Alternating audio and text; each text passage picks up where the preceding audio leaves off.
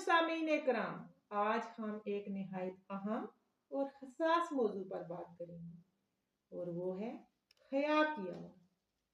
جہاں حیا بولتی ہے اور دل جاگتے ہیں، ایک ایسا چینل جہاں بات کی جاتی ہے دلوں کے اصلاح کی، گھروں کے سکون کی اور حیا کو زندہ کرنے کی، قرآن و حدیث کی روشنی میں۔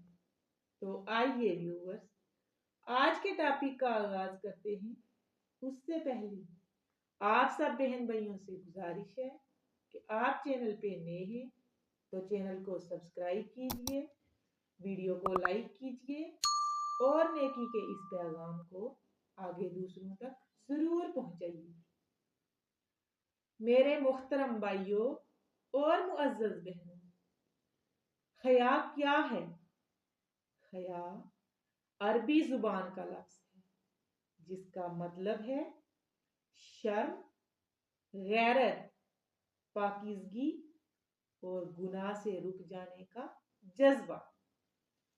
نبی کریم صلی اللہ علیہ وآلہ وسلم نے فرمایا، حیا ایمان کا ایک حصہ ہے، یعنی جس دل میں جتنا ایمان ہوگا اس میں اتنی ہی حیا ہوگی، اور جس دل سے حیا ختم ہو جائے وہاں سے ایمان کمزور ہو جاتا ہے۔ نبی کریم صلی اللہ علیہ وآلہ وسلم نے فرمایا، جب تم میں حیا نہ رہے تو جو چاہو کرتے پھرو۔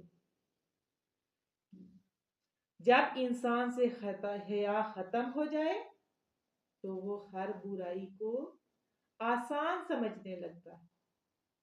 حیا کی آواز کیا ہے؟ حیا کی آواز دراصل دل کی وہ پکار ہے جو ہمیں برائی سے روکتی ہے۔ یہ ہمیں کہتی ہے یہ گناہ ہے، رک جاؤ، یہ اللہ کو ناراض کرے گا، یہ میرے نبی کریم صلی اللہ علیہ وآلہ وسلم کی تعلیم کے خلاف ہے۔ یہی حیا کی اصل آواز ہے۔ آج کے دور میں حیا کی کمی، آج افسوس کے ساتھ کہنا پڑ رہا ہے کہ لباس میں حیا کم ہو رہی ہے، گفتگو میں حیا کم ہو رہی ہے، سوشل میڈیا پر بے حیائی عام ہو چکی ہے۔ حالانکہ قرآن ہمیں کہتا ہے، مومنوں سے کہہ دو کہ اپنی نظریں جھکا کر رکھیں۔ حیا کے فائدے، حیا کے بے شمار فائدے۔ حیا انسان کو گناہ سے بچاتی ہے، حیا انسان کو باوقار بناتی ہے، حیا انسان کو اللہ کے قریب کرتی ہے، حیا معاشرے کو پاکیزہ بناتی ہے۔ نبی کریم صلی اللہ علیہ وآلہ وسلم نے فرمایا، حیا ہمیشہ خیر کھلاتی ہے۔ اسلام نے عورت کو حیا کا زیور عطا کیا ہے۔ پردہ عورت کی عزت ہے، وقار اور تحفظ عورت کی عزت ہے۔ عورت سراپا پردہ ہے۔ پردہ عورت کو قید نہیں کرتا بلکہ عزت بخشتا ہے۔ مردوں کے لیے بھی حیا ہے۔ یہ سمجھنا غلط ہے کہ حیا عورت کے لیے بلکہ مردوں کے لیے بھی ہے۔ نگاہ کی حیا، گفتگو کی حیا، کردار کی حیا۔ نبی کریم صلی اللہ علیہ وآلہ وسلم سب سے زیادہ حیا والے انسان تھے۔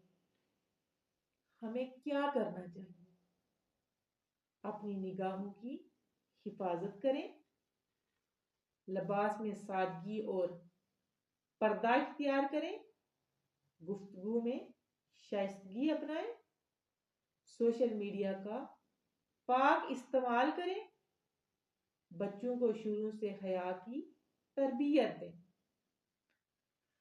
آئیے آخر میں اللہ تعالیٰ کے حضور دعا کریں، اے اللہ ہمارے دلوں میں سچی حیا پیدا فرما، ہمیں ایمان کی کامل نعمت عطا فرما، ہمیں گناہوں سے بچا، ہماری نگاہوں، زبانوں اور دلوں کی حفاظت فرما۔ اے اللہ ہمیں اور ہماری نسلوں کو پاکیزہ کردار عطا فرما۔ اے اللہ ہمیں حضور صلی اللہ علیہ وآلہ وسلم کی سنت پر چلنے والا بنا۔ اے اللہ ہمیں بے حیائی، فحاشی اور گمراہی سے محفوظ فرما۔ اے اللہ ہماری اس معمولی کوشش کو قبول فرما اور ہمیں دنیا اور آخرت کی کامیابی نصیب فرما۔ آمین ثم آمین یا رب العالمین۔